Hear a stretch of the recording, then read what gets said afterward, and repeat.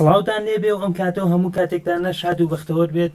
گوێگرانی خۆشەویست هاتینەوەلاتان لە بەرنمەیەکی تری لاپەڕا لە ڕادیۆی دەنگی گەل. من دەوران گەرمیانی پێشکەشکاری بەرنامە. بابەتی بەرنامەی ئەم جارەمان لەسەر بەڕێوەچوونی هەڵبژاردننی سەرۆکۆماریە لە ئێران و ڕۆژهەڵاتی کوردستان. بۆ گفتوگۆگرتن لەسەر ئەم هەڵبژاردنە میوانداریمان کردووە لە هەڤاڵ ئامەد شاوە ئەندامی مەجلیسی پارتی ژیانی ئازادی کوردستان پەژەک. زۆر بەخێر بێ وەڵامت. زۆر سپاس، ڕێز و سلاویشم بۆ سەرجەم گوێگرانی بەرنامەکەتان هەیە. هەڤاڵ ئامەد وەک دەزانێت ڕۆژی هەینی واتە 28 حوزەیران بەرابەر بە 8 تیری 1403 هەتاوی هەڵبژاردننی سەرۆکۆماری لە ئێران و ڕۆژهەڵاتی کوردستان بەڕێوە دەچێت. ئێوە ئەو هەڵبژاردنە چۆن دەنرخێنن و ئاخۆ زەمینەی بەڕێوەچوونی هەڵبژاردن لە ئێراندا لە ئێستادا لە ئارەدایە؟ بەڕێوەچوونی چواردەمین دەورەی هەڵبژاردننی سەرۆکۆماری لە کەشوهەوایەکی زۆر نالەبار بەڕێوەچوو، تایبەت دۆخی ناوخۆی ڕژیم شڵەژا بوو دوای کەوتنەخواری فڕۆکەی سەرۆکۆمار ئیبراهیم ڕەیسی و مردنی بە گوماناوی و هاوڕێکانی بووە هۆکار کە ئەم هەڵبژاردن بڕێک لە کاتێکی نائاسایی بەڕێوە بچێ. بە گشتی هەڵبژاردن لە ناو ڕژیمی کۆماری ئیسلامی ئێران هیچ پێوەر و پێوانەی دموکراتیکی لە ناودانینە، بەڵکو لە ژێرناوی هەڵبژاردن پرۆسەیەکی نمایش بەڕێوە دەچێت کە پێشتر لەلایەن ڕێبەری باڵای ئەو وڵات دەستنیشان کراوە و بۆ ئەوەی پرۆسەی دیموکراسی لەسەر بنێن ئەو پرۆسە بە نمایش دەدەن، چون ڕژیمێکی کە ئەمڕۆ دیکتاتۆرە، ڕژیمێکی کە ئیمڕۆ فرەڕەنگی ناوخۆی ئێران لە ناوە بە بڕوا و باوەڕی بە دموکراسی، باوەڕی بە ئیرادەی گەل، باوەڕی بە ڕەنگەکانی ناوخۆی ئێران نینە. بە پێی ڕابردووی هەڵبژاردننی خولەکانی پێشوو دەسەلمێنێت کە هەڵبژاردننی سەرۆکۆماری تا سەر ئێسخان هەڵبژاردنێکی نادیموکراتیکە و جیالەوەش کە ئەو پۆستە بۆ خۆی پێگەیەکی ئەو توێنیە لە ناو ئەو ڕژیمە، بەڵام جارێکی دیکە بۆ فریودانی ڕایگشتی کۆمەلگای نێودەوڵەتی کۆمەلگای ئێران پرۆسەیەکی وەها بەڕێوە دەچێت و بە تایبەت دوای شۆڕشی ژنجیان ئازادی ئەم پرۆسە هیچ ڕەوایەتێکی نینە، چۆن ڕەوایەتی ڕژیم لەلایەن کۆمەلگاوە لە دەست دراوە، کۆمەلگای درا و ڕژیم ڕەت دەکەن لەگەلی دانینە هەڵبژاردننی خولی ڕابردووی پەرلەمان ئەوەی سەلمان بەشداری ڕێژەیەکی زۆر کەمی گەل ئەوەی سەلمان کە ئەو ڕژیم مەشروعەتی خۆی لە دەستداوە. ئەیدی بۆیە دوای شۆڕشی ژنجیان ئازادی جارێکی دیکە ڕژیم بە ئەم هەڵبژاردنە دەیەوێت قەرەبووی ئەو خەسارە گەورەی کە لە نێو کۆمەلگا تووشی بووە دەستەبەری بکات و بە نمایشێک دەیەوێت مەشروعەتی خۆی جارێکی دیکە لە نێو کۆمەلگا بەدەست بێنێت. بەڵێ هەڤاڵ ئامەد وەک دیارە بە پێی یاسای بنەڕەتی ئێران دوای مردن یان دەستە کارکێشانەوە یاخود بۆی نەخۆشی و نەمانی توانە لە بەردەم پۆستی سەرۆکۆماری دەبێت لە ماوەی 50 ڕۆژدا شوێنگرەوە بۆ سەرۆکۆمارە دابنێت. قسەیەکەین لەم لاوە 84 کەسیان ناویان تۆمار کرد بۆ سەرۆکۆماری، بەڵام لە دوایین جادە لایەن شوورەی نێگەهبانەوە 6 کەسیانەوە پاڵێراو پەسەند کران. هۆکاری ڕەتکردنەوەی هەموو خۆپاڵاوتن و ڕەتکردنەوەانە بۆچی دەگەڕێنەوەیەوە؟ دیارە ئەوەی کە دۆخی هەڵبژاردن کە ئێستا بەڕێوە چێ دۆخێکی شڵەژاوە، چون بە پێی یاسا ئەگەر سەرۆکۆمار بمرێ یا دەست لە کار بکێشێتەوە بە پێی یاسا لە ماوەی 50 ڕۆژە دەبێ کەسێکی نوێ بۆ پۆستە دیار بکەن و دوای ئەوەی کە ڕەیسی مرد دیارە ڕژیم کەوتە جوڵەوە کە زوو ئەو بۆشایی کە دروست بووە پڕی بکاتەوە، چۆن لێدوانەکانی خانەئی لەو کاتە لە کاتی کەوتنە خوارەوەی فڕۆکەی ڕەیسی ڕاشکاوانە ئەوەی وێت کە وڵات تووشی هیچ نائەمنیەک نابێ، سنوورەکان پارێزراوە بن، بواری بەڕێوەبردننی وڵات ئامادەکاری پێویست کراوە بۆ چون پێشی ئەوەیانە گر کە ئەگەری مداخلەیەکی سەر ئێران هەبێ پێشی لێ بگیرێ واتە ڕژیم بتوانێت لە سەرپێی خۆی ڕابوەستێ. ئەنجام مەراسمی بە خاکسپاردنی ڕئیسیان کردە بانگەشەیەکی پرۆپاگاندە و کۆکردنەوە و خۆڕێخستنەوەی ڕژیم و تا ئاستێک هەوڵیاندا کەڵک لە ئەوە وەربگرن ئیدی دواتر بە مەسلەی هەڵبژاردن جارێکی دیکە ڕژیم دەیەوێت ئەو اقتدار ئەو هێزی ئاستی جیهانی و هەرێمی جارێکی دیکە دەستەبەر بکات و بۆ شێواز بە زۆرە ملێ هێزی خۆی بەسەر کۆمەلگا بسەپێنێ بۆیە ڕێژەیەکی زۆر ناوی خۆیان بربژێر کرد بۆ ئەو پۆستە تەنانەت چوار ژنی لە ناودا بوو تەنانەت چەندین کەس کە ناسنامەی ئەوان کورد بوون و هەندێک لەناو نەتەوە و پێکاتەکانی دیکەی ئێرانە ناونووسیان بۆ پۆستە کرد بەڵام بە پێی یاسایی کە ڕژیم دایڕشتووە یەک ئەوانەی کە هەم بواری مەسهەبی سونە مەسهەب بن و هەم ئەساس شێعە مەسهەبی وانی شێعە نەبێت و باوەڕیان بە 12 ئیمامە ئەوانە نەبێ و دیسا کە وەک ژن کە مەجال بەوە نادات بێتە بربژێر بۆ ئەو پۆستە دەبینین بە لێشاو هەموو ئەو کاندیدانان ڕەت کرانەوە و 6 کەس بربژێر کران کە 5 بخۆی لە ئەوانەی محافەزەکار بوون و یەک کەسیش بەناو ڕفۆرم خوازە بەڵام ئەنجام ئەوەیش بۆ ئەوە دانراوە کە ڕژیم بتوانێت دەنگی لەسەر کۆ بکات و چون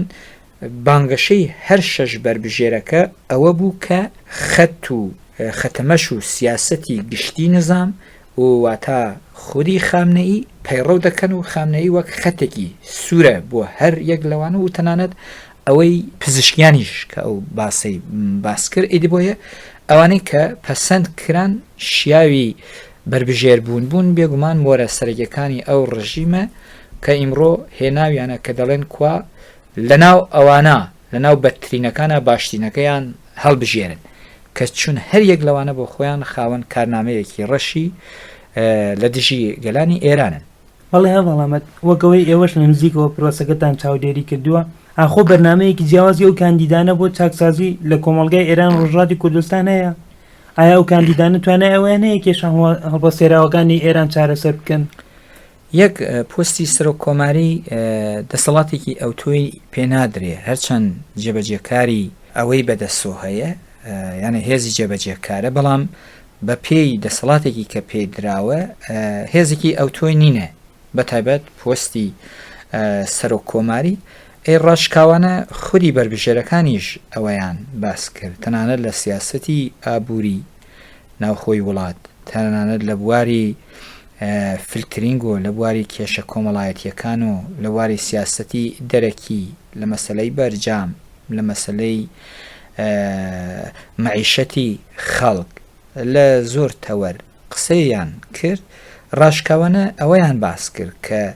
ئەوان لە ئاستی چارەسەرنی بنەڕەتی ئەو کێشانە شتێکی وەهیان لەدەست نینە لەدەست نایە بەڵکو تەنیا دەبنە ڕۆچنێکی هیوا بۆ گەلانی ناوخۆی ئێران چون ئیدی گەلانی ناوخۆی ئێران ئەو ڕۆچنەی تاقی کردووەتەوە پێویستی بە تاقیکردنەوەی ڕۆچنێکی دیکەی هیوای نینە چون ئەو ڕژیم بەردەوام هیوای گەلان دەکوژێنێتەوە دایە ملکێنێت و لە نزیک هەڵبژاردنێکی دیکە کە دوای 4 ساڵە جارێکی دیکە لە 2 مانگ 6 مانگ بانگەشا جارێکی دیکە زەهنێتێکی وا دروستکە کە ئەو ڕژیمێکی گەل سالارە ڕژیمێکە کە بەرژەوەندی گەل دەپارێزێ و تەنانەت سفەتێکی کە بە ئیمڕۆ ڕئیسی نراوە کە کەسێکی وەک شەهیدی خزمەت بەناوەکەن لە ئەساسا قاتڵی گەلانی ئێران بووە بەکوژی گەلانی ئێران بووە لە ئەساسا ڕۆڵی کۆمەڵکوژی ئابووری لە ئەستۆ بووە کۆمەڵکوژی ژینگەی لە ئەستۆ بووە کۆمەڵکوژی ژنی لە ئەستۆ بووە کۆمەڵکوژی گەلانی ناوخۆی ئێران فرە ڕەنگەکان و ئەوانەیش کە ئیمڕۆ بربژێرن هیچ جیاوازێکی ئەوتۆیان لە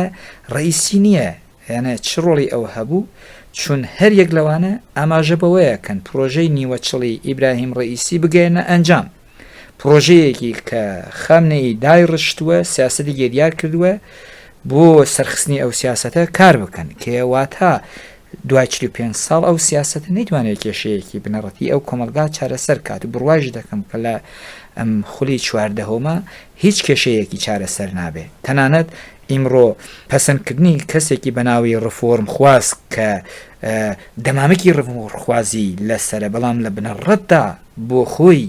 کەسێکە کە زەهنیەتی لە ئەوانەی محافزەکارتر شۆڤینیزتر و کەسێک کە دژە دیموکراتی و دژە پێوەرەکانی ئازادی و سوسیالیزمە. هەواڵامەت لە نێو ئەو شەش پاڵێوراوەی بۆ پۆستی سەر و کۆماری هەڵبژێردراون یەکیان بە ناوی مەسعود پزیشکیان وەک ئەندامی بەرەی ڕیفۆرمخواز بەناوەکرێت. ئایا ئەو پزیشکیان دەتوانێت ڕۆڵی ڕزگاربوونی ڕژێم بگێڕێت لەم وەختەدا؟ لە بنەڕەتدا 6 کەس کە پەسەند کران شیاوی بربژێربوون بوون لەو 6 کەسا کەواتە حوتی مانگ ئەمڕۆ 2 کەس ئەوان بە نەفعی بربژێرێک لە ئەوانەی کە ماون خۆیان کشاوە و کێشاندەوە ئینسرافیاندا واتە علی ڕزا زاکانی و ئەمیر حوسێن قازیزادە هاشمی خۆیان لە پرۆسەکە کێشایەوە بۆیە ئیدر ئێستا 4 کەس ماون کە سێیان محافزەکار یەک بەناو ئیسلاح تەلەب کە وەک مەسعود پزیشکیان ئبڕوا دەکەم ئیمڕۆ بە هاتنە سەردەسەڵاتی کەسێکی بەناوی ئیسلاح تەلەب ناتوانێ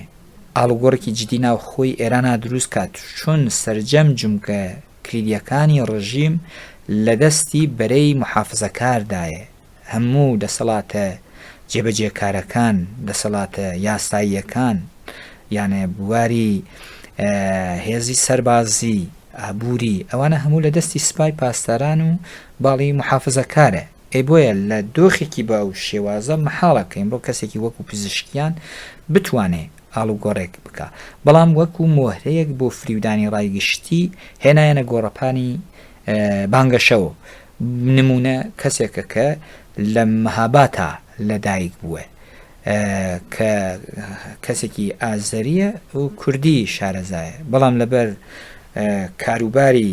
بنەماڵەکەی کە لە مەهاباتە جێبوونە کە مەعموری دەوڵەت بوونە و تا بە ئەمڕۆ لە پۆستەکلیدەکانی ئەو دەسەڵاتە جێی گرتووە. ئیت بۆیە ئیمڕۆ هەم پێناسەیەکی کە لە سەرە هەم ئەو تایبەتمەنیانەی کە هەیەی هەم لە ناو باڵی ڕفۆنخوازە جێ دەگرێت کەشوهەوایەکی وا لە ئێرانە ئیمڕۆ دروست دەبێت کە ئەو ئەتوانێت بێتە خۆرەتاوێکی کە ئەو تاریکیەی هەیە ڕۆشنی بکاتەوە بەڵام مەحاڵە چون کەسێکی وەکو پزیشکیان بۆ خۆی ڕاشکاوانە دەڵێ ئەڵێ من پابەندی ڕێنمایەکانی خامنەییمە واتە سیاسەتی ئەو جێبەجێەکان ئێدە بۆیە کەسێکی وەکو ئەو بڕوا ناکەم ئمڕۆ کۆمەلگایەکی کە ئیفلیج بووە کۆمەلگایەکی مێشکی ڕاکرد بووە کۆمەلگایەکی کە کۆنتترۆل کراوە کۆمەلگایەکی کە فاشیزم دیکتاتوریەت بەسەریا دەسەپێنێ کەسێک وەکو پزیشکیان بتوانێ کە زیاتر لە خاتەمی کە بەحسی کلیدی دەکرد ڕۆحانی بەحسی ئاڵوگۆڕی جددی دەکرد بتوانێ ئەو کلیدەی کە هەیە دەرگایەکی پێ بکاتە چون ئەو کلیلە تا بە ئەمڕۆ ئیدر ژەنگی هێناوە و بۆیە لە شۆڕشی ژنجیان ئازادیان ڕاشکاوانە بەحس کرا ئیدر ئیسلاح تەڵەبی کاری تەواو بووە لە نێو کۆمەلگا یانێ ئیتر ناتوانێت ئەو ڕۆڵی باشەی ڕژیمی داگیرکەری ئێران بگێڕێ واتە دەنگ بۆ سفرەی خامنەیی بۆ سندۆخی خامنەیی کۆ بکاتەوە و پێگەی دەسەڵاتی پێبەهێز بکرێت. مەڵێ هەمەڵامەت وەک ئێوەش باستان کرد پزیشکیان کەەوە بۆی ناسنامەکەیەوە و بۆی شوێنەکەی لەدایک بوونەکەیەوە بەکاردێنێت بەڵام بۆچی هەندێک کەسایەتی بە ناو ڕیفۆرمخواز لە نێو شەقامی سیاسی ئێراندا پشتیوانی لێ دەکەن هۆکارەکەی چییە؟ ئیمڕۆ مەسڵەن لە ناو خۆی ئێرانە کێشەی بنەڕەتی هەیە کێشەی قورستر زیاتر لەوانە هەیە چون ئیدی ئیمڕۆ دووبەرە یا محافزە کاربە یا ئیسلاح تەڵەب شتێکی وا ناو لە مەیداندایە ئەوەی کە ئێستا باڵی بە سەرجمگەکانی کۆمەلگا کێشاوە محافزە کارن و مەجای ئەوەی ژنادەن کە ئیمڕۆ ڕوتێکی نوێ جارێکی دیکە دەرکەوێتە مەیدان تایبەت چۆن ئەوانەی دیکە کە ناونووسینیان کرد کە ببنە بەربژێر لەلایەن شۆرای نگەهبانەوە ڕەدە سەلاحیەت بوونەوە تەنیا کەسێکی کە ئیمڕۆ ڕێ پێدراوە پزیشکیانە لەبەر ئەوەی ئیمڕۆ جناحی ئیسلاح تەلەب ناوخۆی ئێرانە نە هەمویان بەشێکیان ڕێکەوتون لەوەی کە پشگیری کەسێکی وەکو پزیشکیان بکەن تەنانەت ئیمڕۆ کەسێکی وەکو محەممەد جەوادی زەریف کە بۆ خۆی وەزیری خارجەی ڕابردوو بووە ئیمڕۆ ڕاستەخۆ پشگیری کەسێکی واکە محەممەد خاتمی پشگیری کەسێکی ئەو دەکا بەڵکو کارنامەی هەر یەک لەوانە دیارە لە دژی گەلی کورد گەلی بەلوچ گەلی عەرەب گەلی ئازەری هەتا گەلی فارس لە ڕابردووە چیان کردووە جیاواز لەوە شتێکی دیکە ناتوانن بکەن بۆیە چۆن دۆخی ئێستا ئێران تێدا هەیە بۆ ئاڵوگۆڕ کراوە نییە یانێ ڕێنادا و تەنیا لە ئاستی بڕوانگەی من سەر و کۆماری نابێ ئەگەر ئێران دەیەوێت گواردن دەبێ بکە پێویستەکە لە یاسای بنەڕەتی و ڕژیمان دێ گواردن بکە دان بە ئیرادە و هەبوونی گەنانی ناوخۆی ئێرانە بنێ دیان بە هەبوونی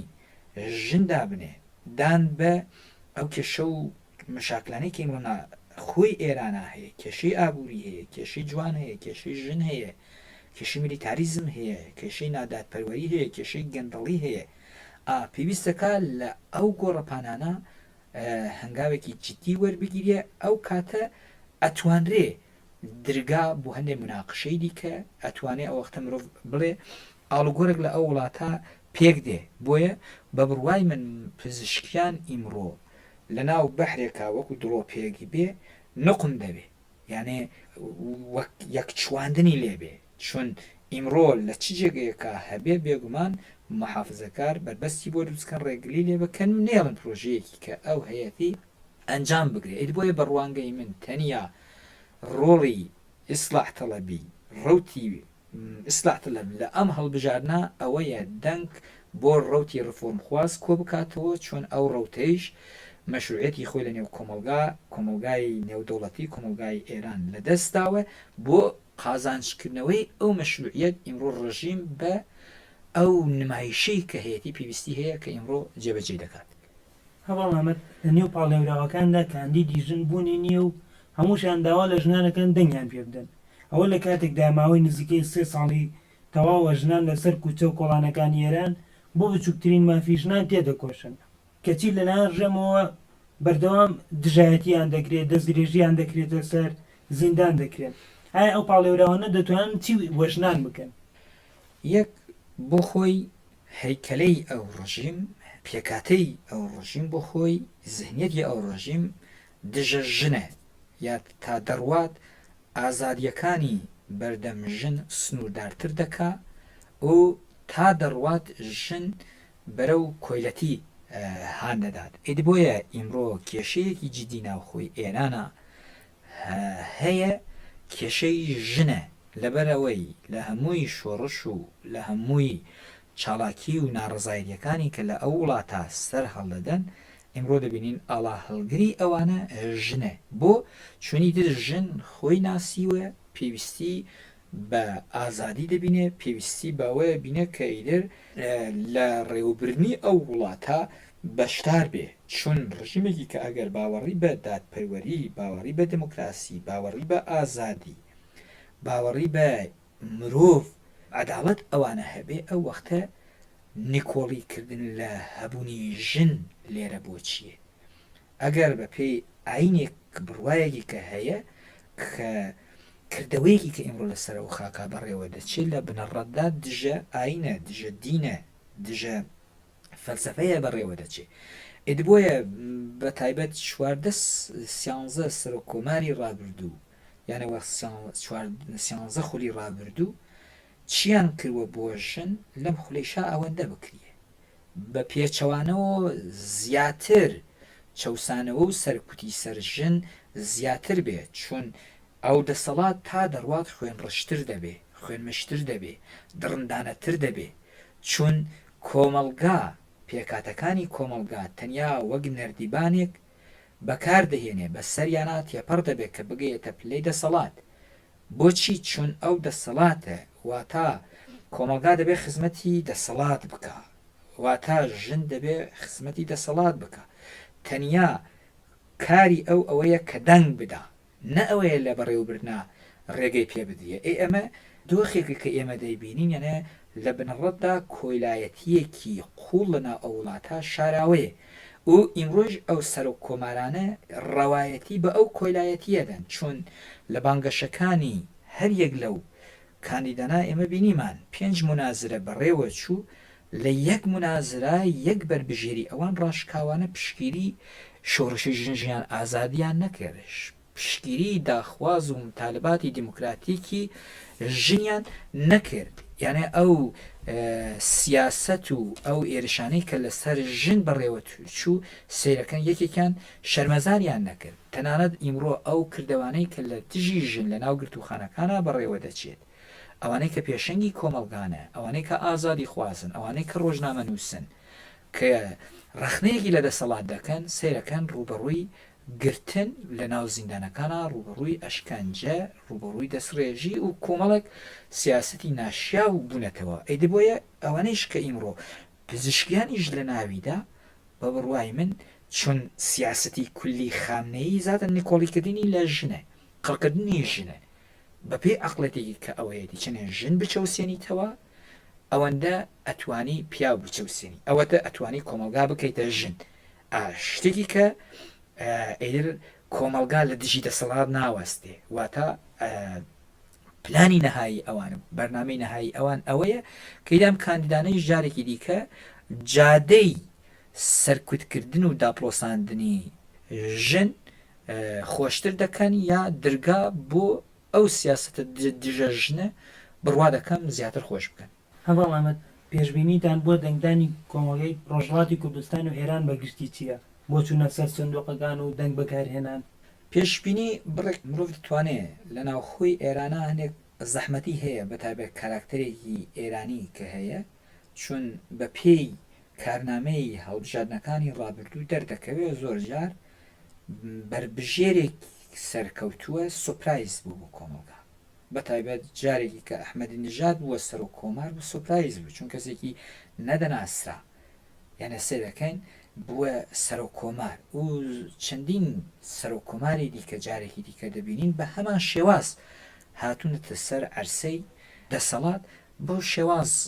بووە چۆن پلانێکی کە ڕژیم زۆر مهندسی بەڕێوە دەبات، ئەوەی کە بۆ خۆی دەوێ مۆرەیەکی بۆ خۆی دەوێت دەوێنە بیکەنێتە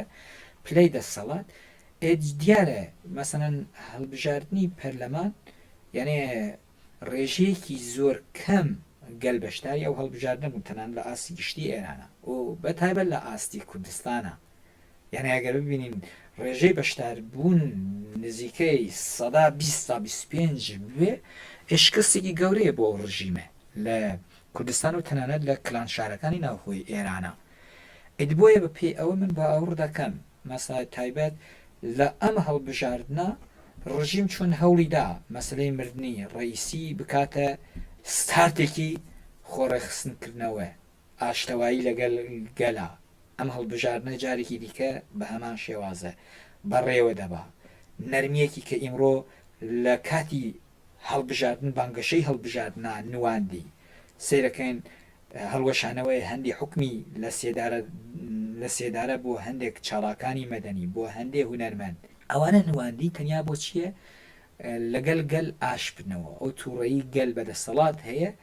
دای بەزێن نەبزی گەل دابەزێن و گەل هانی سەر سنووقەکانی دەنگدان بدەن. بەڵام من بڕوا دەکەم بە پێی نەبزێکی کۆمەلگای کوردی کە هەیە لە ئەم هەڵبژاردنە ڕێژەی بەشداری گەل زۆر زۆر کەم دەبێ، چۆن گەلی کورد دایکانی کورد داخدارن، هێشتا برینەکانیان سارێژ نەبووە، هێشتا خوێنی ڕۆڵەکانیان کە لەسەر شەقامەکانە ڕژاو و هێشتا وشک نەبووەتەوە، هێشتا بە سەدان گەنجی کورد لاوی کورد چارنووسیان دیار نییە لە ناو گرتوخانەکاندانە و تا بە ئەمڕۆ کۆمەلگای کوڕ و بڕووی هەڕەشە و گوڕەشە دەبێتەوە و ڕۆژانە لەسەر سنوورەکانە دەبینین گەنجی کورد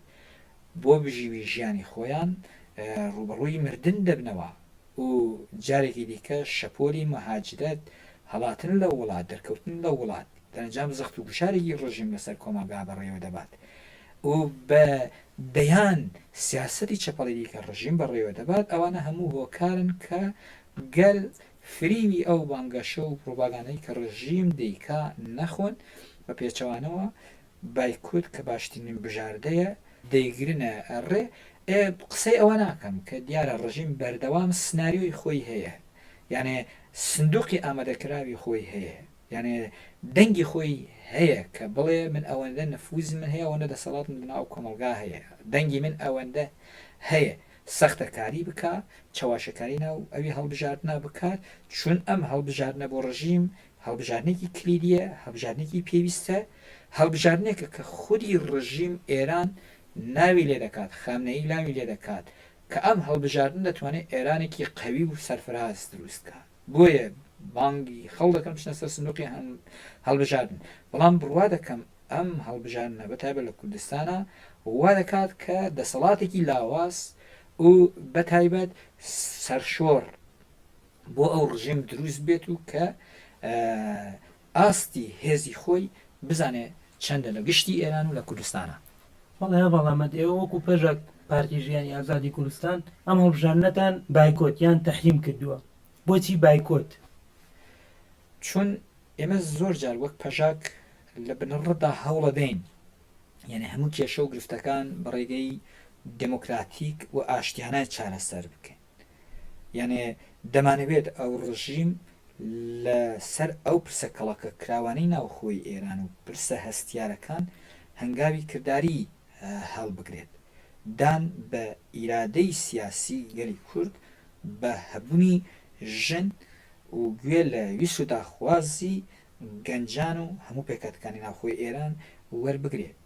بەڵام تا ئێستا ئێمە کە دەیبینین ڕژیم بە باتۆم بەگرتن و بە لە سێدارەدان و بەڕاودونان وەڵامی ئەو متالباتی دموکراتیکی کۆمەلگای داوەتەوە ئەگەر لە کۆمەلگایەکە کە دەسەڵات مافی ڕەوای گەل کە مەسلەی چەسپاندنی دیموکراسیە کە ئەگەر دەوڵەت بەو شێواز بربەستی بۆ دروستکە ئەو کاتە ڕێگە چارەیەکی دیکە بۆ کۆمەلگا نامێنێت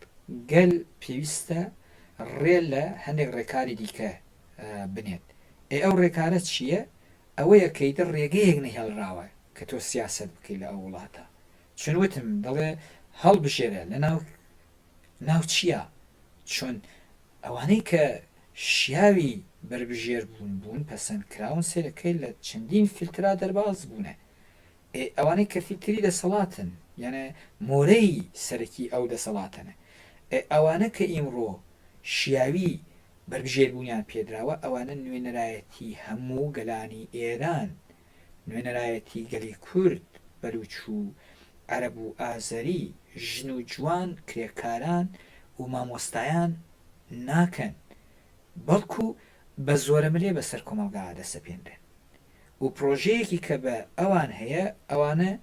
دیسا چارەسەریەکی بنەڕەتی لەگەڵ خۆیان ناهێنێ ئەیدی بۆیە ڕژیم تەنیا گەلی کوردی گەلانی ئێرانی بەو لۆژیکەوە سیر دەکات چون شەڕی ئێران و عێراق تەنیا وەکو مەرزبان سەیری دەکردن کە ئێستەیش وەکو تەنیا دەنگدێر سەیری دەبێ دەکات دەنگ بدا یعنی چ بکە ئێران قەوی بکا بەهێز بکە ئەو دەسەڵات گەل ئەو دەسەڵات بەهێز دەکە ئەو دەسەڵات بۆ ئەو گەلە چی کردوە کە دەبینین کە تا ئێستا چواردە هەڵبژاردن بەڕێوە دەچێت و ئەو کاتە چی بۆ گەل کراوە ئیدی بۆ یەک گەل بڕوا دەکەم باوانەی لە فری و ناخۆن کە تایبەت ڕژیم دەیەوێ بڵێت ئەتوانن کێشەکان چارەسەرکەن ئیدی بۆیە ئێمە وەک پەژاکیش ڕێگەیەکی دیکەی تێکۆشان لە وڵاتە نەماندیوە لەبەر ئەوەی کە ئیمڕۆ بانگەوازیمان لە ڕای گشتی گەل کرد کە دەبێ هەڵبژاردن بایکوت بکرێت چۆن کارنامەی هەر یەک لەوانە کارنامەیەکی ڕەشە ئەوانە کەسانێکی نادیموکراتیک کەسانێکی قاتڵ کەسانێکی گەندەڵ کەساتێکی کە ئیمڕۆ سەرچاوەی هەبوونی گەندەڵی بڵاوکردنەوەی نادات پەروەری و مەهاجرەتێکی کە بۆ هەندەران دروست دەبێت و هەمووی ئەو مشکلاتانەی کرد ناوخۆی ئێرانە هەیە ئەوانە بخۆ مسەبەبی ئەو کێشانەنە ئەیدی بۆیە ئێمە متمانە پێکراو نایان بینن کە تایبەت ئەوانە وەک نوێنەر یا وەک ئیرادەی گەلان خۆیان پیشان بدەن بۆیە ئێمەش دی وەک ئیرادەی خۆمان یا ئیرادەی گەلەکەی خۆمان نایان ناسین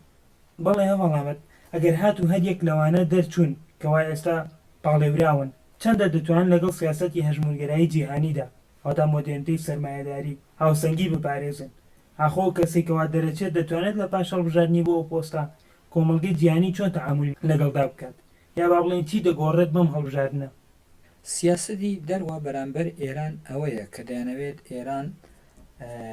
لەگەڵ سیاسەتی دەرەوە هەماهەنگ ببێ، یعنی دژایەتی ئەو سیاسەتی ئەوروپا ئەمریکا نەکا، یعنی نەبێتە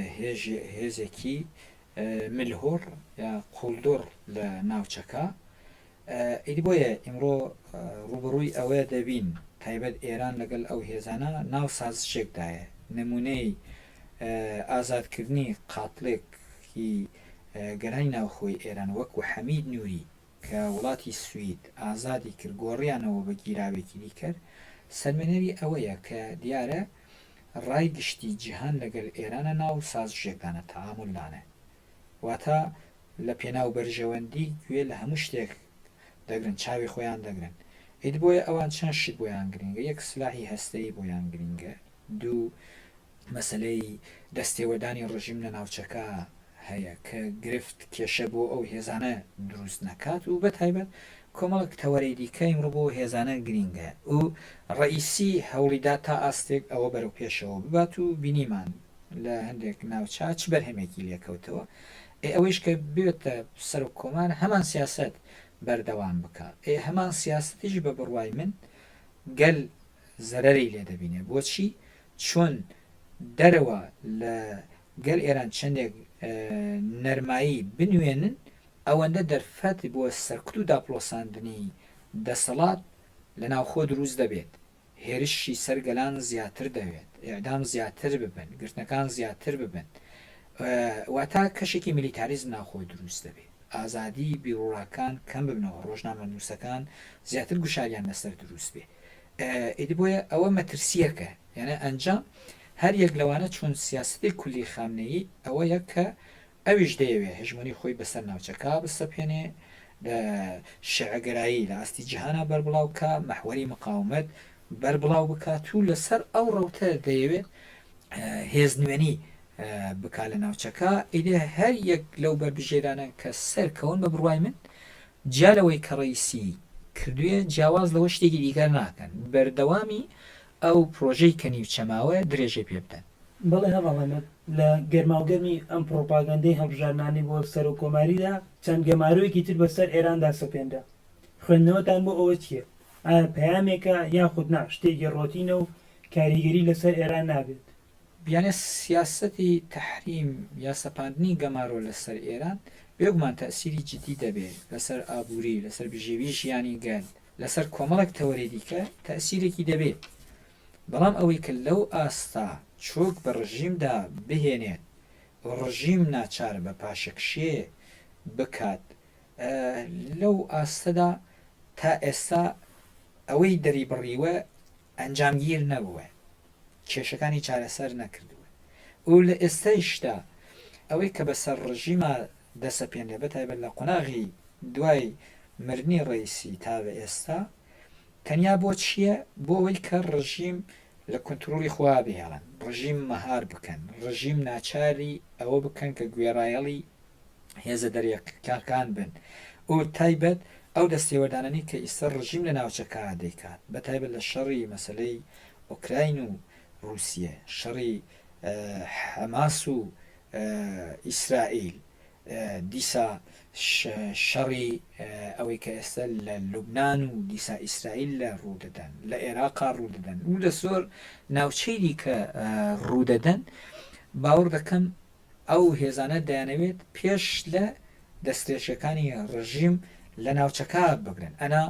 ئێمە دەبینین لە قۆناغێکدا کە ڕژیم لەگەل دەرەوە ناودانوستاندایە، کێ دەبێتە قوربان لێرە؟ گەلی کورد دەبێتە قوربان. هێزە کوردیەکان دژبەرەکانی ڕژیمی ئیسلامی ئێران بوونە قوربان،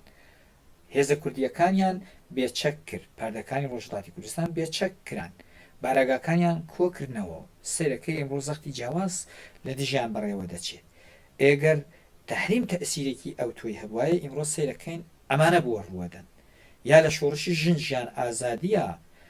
شەقام خڕۆشا بوو، ئیرادەی گەل بەرپا بوو، گەل داخوازی خۆی دەویست، ئەو کات بۆ ئەو تحریمانەنە یا ئەو گەماروانە زیاتر هاانی خەڵکی نەدا نەکەوتە خزمەتی ئەو شۆڕشە یا ئەوەی کە لە ئەوروپا جبهەیەکی دیموکراتیکی گەلان دروست دەبوو یا هەموو هێز هاتنە لای یەک سیرەکەین لە ئەنجامی ئەو تەوافقانە ڕواڵەت شتێک نیشانەدەن لە ژێریشەوە شتێک نیشانەدەن لە میدیا زۆر توندن لە دژی یەک بەڵام لە کردارە ئێمە بینیمان یەک لە یەکی ئەو مۆرانە چۆن دامرکان و کێ خزمەتی لێ کرد دیسا ڕژیم وەری خزمەتی لێگرت چون هەم تەسیری لەسەر کۆمەلگا دروست کرد بژیوی ژیانی خەڵک ئیمڕۆ چەنە دژوار بووە گرانی چنێ زۆر بووە تەوەڕون چنێ لە وڵاتە زیاد بووە و مشکلاتی دەرونی مشکلاتی کۆمەڵایەتی دەستە لوتکە بەرزبوونەتەوە ئێدبۆیە ئەوەی لە مەسلەی تەحریم و گوشاریشدا جارێکی دیکە بارەکە زیاتر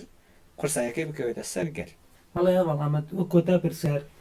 دەمەوێت ڕوانگەی پەژاک بزانم بۆ چارەسەری پرسەکانی ئێران و ڕۆژهەڵاتی کوردستان ئاخۆ پرسەکانی ڕۆژهەڵاتی کوردستان و ئێران بە چی و ڕێڕێبازێک چارەسەر دەبن پرسەکانی بێگومان بۆ چارەسەری ڕێباز زۆرن دیسا یەکەم ئەوەیە کە ئەو ناوخۆی ئێرانە زەهنیەتێکی دیموکراتیک دەبێ گەشە بکات ئەو زەهنیەتیش بە فەلسەفەیەکی دیموکراتیک دەبێ بەهاوێنرێ ئاو بدرێ و دەبێ پارەدیگمایەکی گشتگیر پارەدیگمایەکی دیموکراتیک لەنا ئەو وڵاتە بچەسپێنرێ ئێدبۆیە ئیمڕۆ بە بڕوانگەی ئێمە کە ڕێبەراپۆ وەک کۆنفیدرالیزمی دیموکراتیک پێناسەی لەسەر دەکا کە لە ئەساسا وەک چارەسەریەکی بنەڕەتی بۆ هەموو کێشەکانی گەل پێناسەی لەسەر دەکا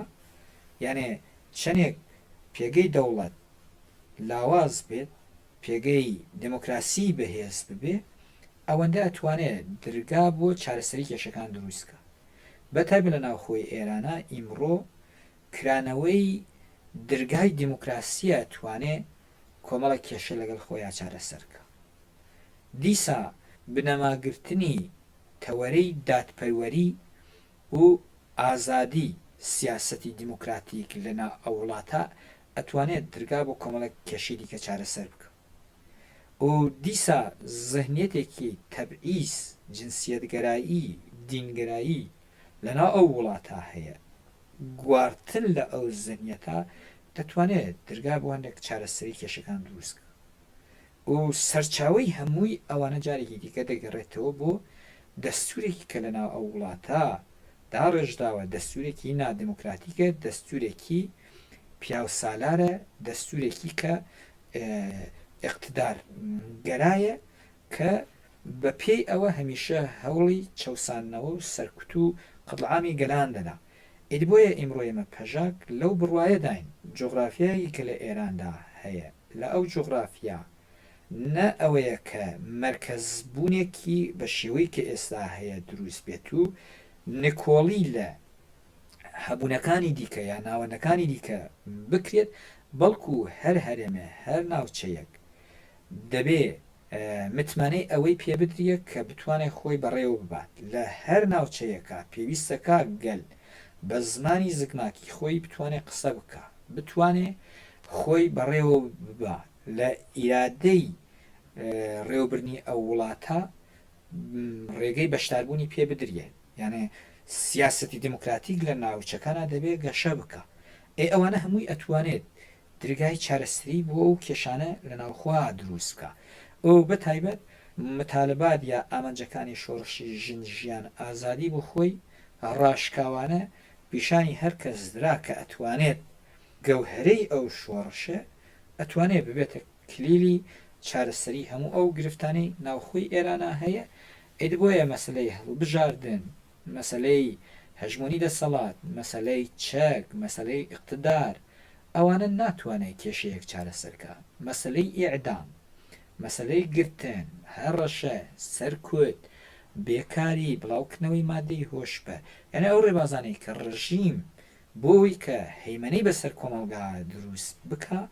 بەوانە ناتوانێت ئیقتیداری ملی خۆی لەسەر گەلان دروست بکە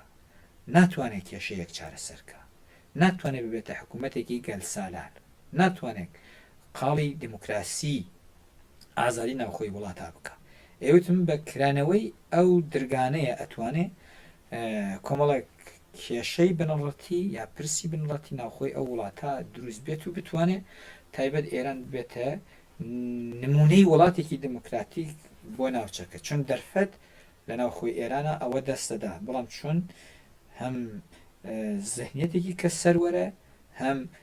دەسەڵاتێکی کە لە سەر کارە دەوڵەتێکی کە ئیمڕۆ هەبوونی هەیە بەداخەوە ئەو دەرفەتەی کە هەیە لەباری بردووە. هەواڵ ئەمەد گەشتینە کۆتایی بەرنامەکەمان زۆر سپاس بۆ بەشداربوونت. زۆر سپاس بۆیەوەش. ئازیزان و خۆشەویستان بەم جۆرە هاتینە کۆتایی بەرنامەی ئەنجارەی لاپەڕان لە ڕادیۆی دەنگی گەل. بابەتی سەرەکی بەرنامەکەمان سەبارەت بوو بە بەڕێوەچوونی 14یەمین خۆلی هەڵبژاردننی سەرۆکۆماری ئێران بە میوانداری هەواڵ ئامەد شاوە ئەندامی مەزیستی پارتی ژیانی ئازادی کوردستان پەژاک تا بەرنامەیەکی تر و لاپەڕەیەکی تر هەر سەربەرز و ئازاد بن ماڵاوە.